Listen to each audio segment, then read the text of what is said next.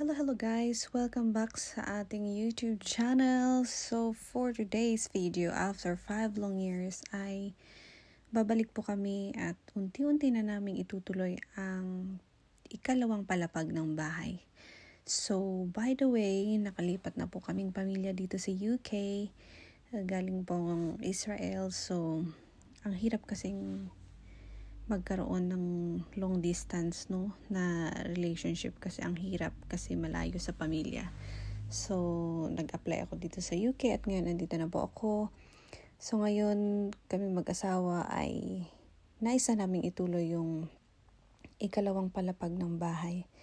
So after ng hagdan, ginawa na po nila ang hagdan. So, bali 15,000 ang hiningi nilang kontrata. So, puro kontrata po kaming lahat.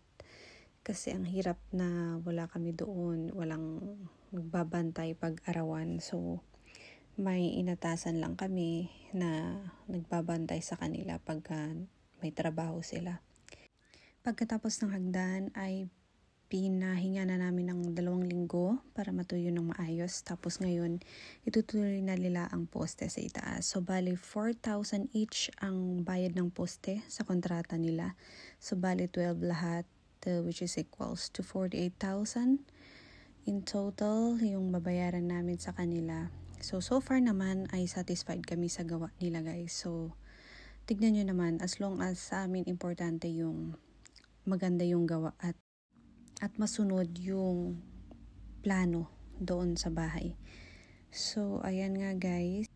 Ang sarap mag-flex lalo na pag galing sa hirap, tiyaga, pawis at pagtitiis dito sa ibang bansa para makamit lang yung pangarap at magkaroon ng sariling bahay sa Pilipinas. Ang sarap sa pakiramdam, lalo na yung nakikita mo yung bunga ng pawis mo.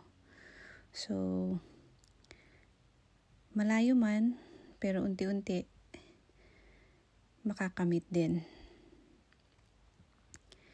Hanggang sa muli mga guys, and sana pagpalain tayong lahat na lumalaban ng patas sa buhay.